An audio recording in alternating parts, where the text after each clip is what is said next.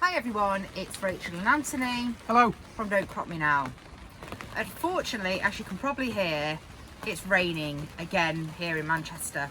I remember actually posting on our Facebook group a couple of days ago that I find that actually it really lowers my mood when I know the weather's going to be like this at the weekend, because I really look forward to coming to the allotment and getting so many jobs done. It's really good for my mental health, that. But unfortunately, this is what it can be like at this time of year. And what we try to do is do the little jobs that we can get done even if the weather is bad. And if you've got an allotment or a vegetable garden, there's always tiny things that you can be working on. One of the jobs we're going to look at today, and it'll probably only be quite a quick job, is to make a start on cleaning the inside of this polytunnel. Now, we could have done this probably in November when we took the majority of the crops out and just had these overwintering crops in, but we just didn't get around to that. Really, you want to have the plastic as clean as possible because you want to get a maximum light coming through. So we will need to clean the outside as well, but we're just going to start with the inside today because it's a nice job when it's so crappy outside, really. So I'm going to use this spray bottle, and this has just got some really dilute washing up liquid, and that's what we are going to use on the inside. So in the main, I know it doesn't, if Anthony looks up, it doesn't look particularly clean, but the majority of that is on the outside of the tunnel. So if I put my hands over this, it's just about, as you can hear that, it's squeaky clean. And that's because a lot of condensation will settle on the top of the roof, and then that is a bit like a self-cleaning mechanism. But around the sides, for example here, if you can see where I'm pointing, that's where there's been more dense plant growth, and you have got a little bit of a build-up of algae. So that's what we're trying to get rid of. We will wash the outside on another occasion, and we'll probably use a product called Algon, which is an organic-based cleaner for the outside. So that's what we're going to focus on this morning, despite this terrible weather. So it's a really pretty simple method. This is a really fine sort of mister spray. And then we're just going to use this. The trouble with the polytunnel is where you get any of these folds. I'm not that worried about all that, to be honest. You know, it's a grow tunnel. I might put a bit of that Algon spray on those bits there where I can't really get to it. This is on the outside because I know that that's how we get the water. So it's actually quite good, actually, this. And then this is the area of the polytunnel. As you can see, we didn't quite get tight because it was difficult to get this section level, really. The other parts, excuse me, are better. They are tighter on the other side, so it should be easier to clean. But this is working pretty well, I think. So what I'll do is do the whole tunnel like this, and we'll probably get a watering can, some clean water that's been collected off the tunnel, and we will just rinse it off. So we've given this area a good clean and just rinsed it off with some water, and you can see the difference actually, because this is done and obviously that bit isn't.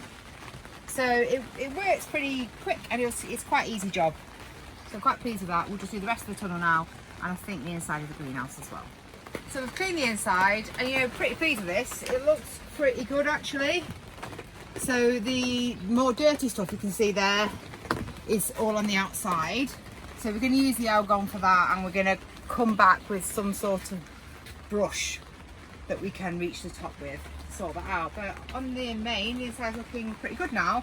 We've also done the greenhouse. So with this terrible weather, we are going to pop home.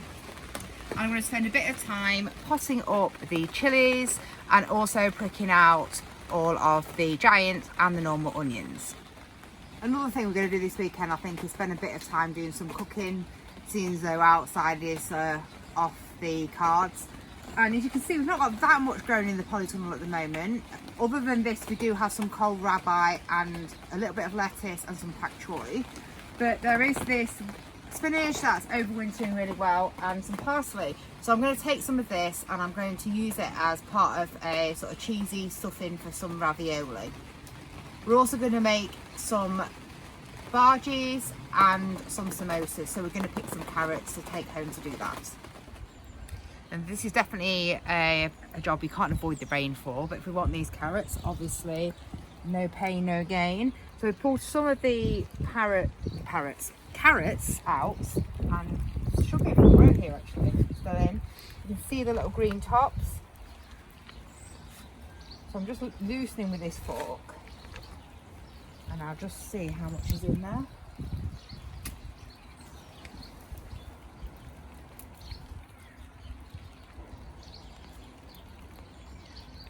We've had a great crop of carrots in here. You can see this is the soil underneath, where we've mulched over with can't speak this morning, compost. There's still probably, not half, maybe just over a third of this bed left of carrots. And they do tend to really sweeten up on the left. So that one's forked a little bit. It's a bit like a seal actually. But some of these, look, there's no evidence of carrot fly. That's a little bit of splitting with just the sporadic watering we get the rain with the rain in the summer here. But looking great. So it's quite hard to get them out, I find, unless you just loosen it a little bit. But that should be enough for us to use to make our samosas. We've already got the potatoes at home and the onions at home, and I also do have some parsnips which I will be adding to the bhajis along with some onions. So it's the next morning, and to be honest, I spent most of yesterday afternoon and quite a bit of the evening really cooking.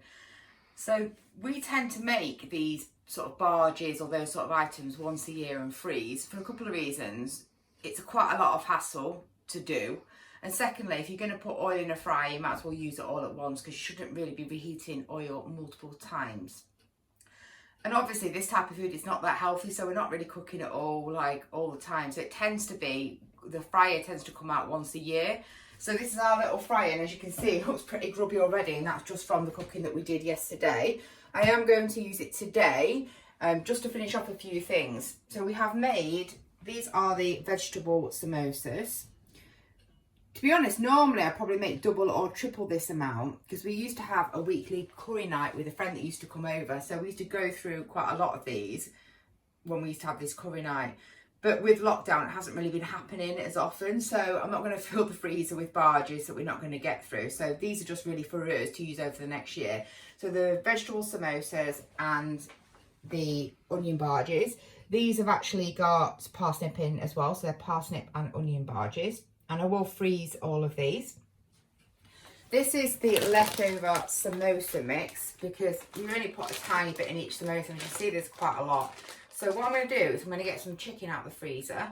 I'm going to make this into a chicken vegetable curry mini pies really, and freeze them so we can have them for random dinners. So that, I imagine from that we're probably going to make another 15 pies. I've got a load of butter out the freezer to do that with, and again that's just for ongoing dinners throughout the year. Whilst I've got the oil out anyway, before I discard it, I thought I'd make some falafel. And we tend to make falafel from all different types of beans rather than just chickpeas. So I'm going to use these broad beans, which I've got out of the freezer to defrost last night. And as you can see, they're still in their skins. So if you have frozen broad beans in their skins, they do go a little bit rubbery. So do make sure that you take the outer skin off. And then they are actually really nice and have a really nice texture. I use these quite a lot for not just falafel, but things like bean burgers as well. So I'm going to make it with a mixture of these, which are the broad beans. And these are runner beans that we canned last year, so July 2021. And as you can see, the runner beans are fine in there. That's their own liquid that they produce. It's a bit like the aquafaba that you get on the chickpeas. I won't be using that because they're very, very strong flavour. But in something like a falafel, I actually quite like them. So I don't can a lot of those, but just a couple. So we're going to use those to make the falafel. We did also make some raviolis last night. And these are just the leftover ones. They're a little bit squished now, because they've been in the fridge overnight. I should really probably have frozen them.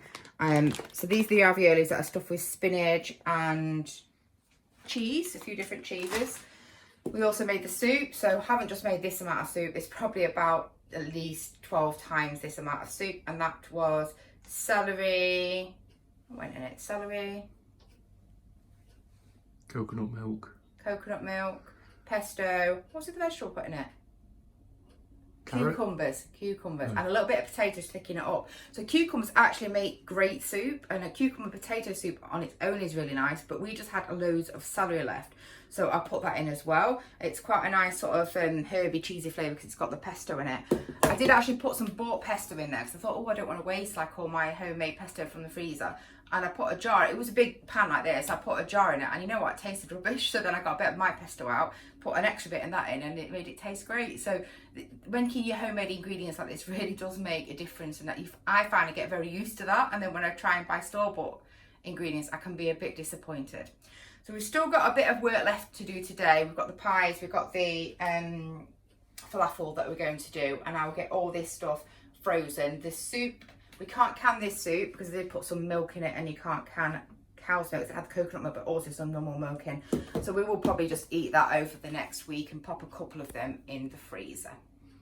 And what's in the white bowl? Oh, the white bowl. Oh yeah, this is the sourdough. It's been rising overnight for its second rise. So we've actually been, if I show you there how airy it is, there, so I'll just knock it back now. We started trying to make this sourdough, was it about a month before Christmas? Yeah. And the idea was we're going to start making our own bread regularly. We don't actually eat that much bread as in sandwich bread, but Anthony's dad, who lives with us, does. And I thought, you know what, it's stopping us popping to the shop just to get that, because we really rarely go to the shop on a regular basis now. So I had to go at making this, and it took us a month, didn't it, even to get the starter right. But now we have got the starter pretty good, and I've got a system which is up here. There is a website, Sourdough Online, from Online Baking. Is it called Scandal? We'll link that in the description. Yeah, we'll give you a link in the description. So that's the method I used for the sourdough, which I've just changed the times a little bit because I am not getting up at 4 o'clock in the morning to start sourdough off. So also we'll knock this back, let it rise, and bake that today as well. So let's have a look at some of the produce that we have been making this weekend and how we store these in the freezer. So this is one of our freezers. It's the freezer under the stairs. So what we tend to do is we freeze the produce on trays like this. We can then bag them up into these larger bags. The reason that I do this is when you freeze them on the trays, they will freeze separately and not stick together. And you don't have to put everything in a million different separate little bags. Which, one, I want to reduce the number of plastic bags that I'm using. But secondly, if you do that, it's really difficult to find anything in the freezer. So that needs bagging up. This is, I'm just going to take this out of the way. And you can see where we've bagged up some of the stuff that we've been making this weekend. So this is a large bag of the parsnip and onion bhajis. There's 2 of those. There's another bag of the vegetable samosas. And under here, while we're here, you can just see some of our other produce. It's bagged similarly. There's parsnips there. These are some of the croquettes, the vegetable and potato croquettes.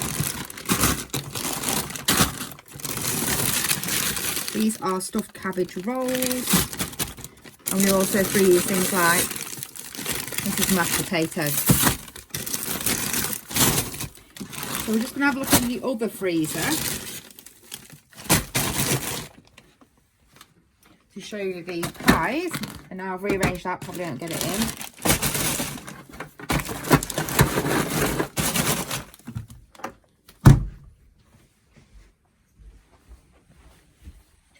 This is the small freezer in the kitchen.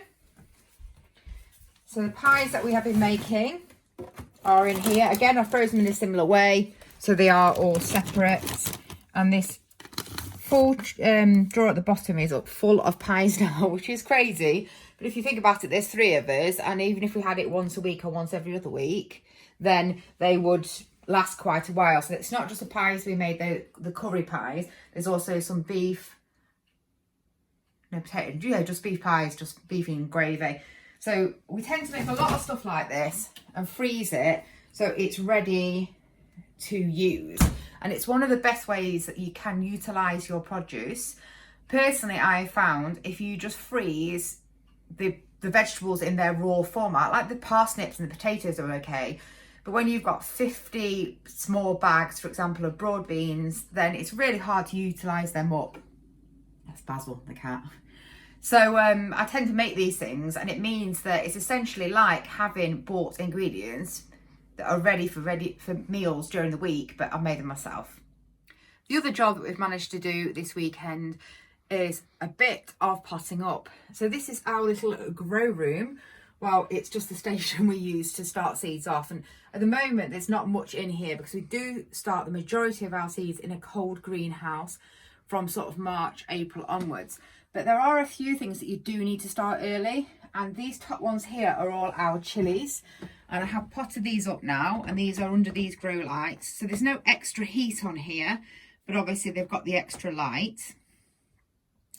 There are lots of different types of chillies that we've got, from some super hots to your normal like hay-end standard cooking varieties. If Anthony looks underneath there, these are various onions and shallot seeds. These will need pricking out, but these two varieties here didn't have brilliant germination. So about a week ago, I put some more seeds in the gaps and covered them up, and you can see like there, for example, two have just popped through. So I'm going to leave them a little bit longer just to see what happens and to see if we get any more seeds popping up before I prick all those out. Most of these, once I've separated them out, I'm not going to keep them inside. I will be putting them in a cold greenhouse because they're pretty cold tolerant anyway. These are some sweet peas I've left to soak in. That is tea. I know it looks a little bit dodgy. It is actually just a normal breakfast tea. Just to, you can do it without doing this, but I thought I would try it for this year because a lot of people seem to soak their sweet pea seeds. So there are lots of different varieties here, and there's only a few of each one. And I'm probably going to plant them in these little coffee cups because we had some of these left over from parties years and years ago that just been stuck in the garage. The other thing that I did was I potted up, these are the giant onion seeds that are now potted up. So these are the Peter Glazebook onion seeds from the world record strain. So hopefully they will end up quite big. And we've also potted up the giant cabbage, which are the ones here. So I've just done 5 giant cabbages. And that's it. That's Basil having a good scratch outside because he wants to come in because we're in here.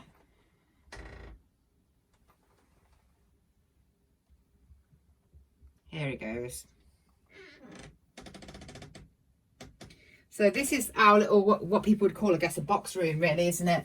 And we tend to use it mainly for storage, and I've set this up in here because we can put the lights, and it's got some really thick curtains, so the lights can be left on as long as we need them without making too much trouble. Now Basil wants to go back out again. That's very typical with a cat. Anyway, if you have enjoyed the video today, please like, comment and subscribe. It only takes a minute, but it really helps our channel. Take care everyone. Bye. Bye.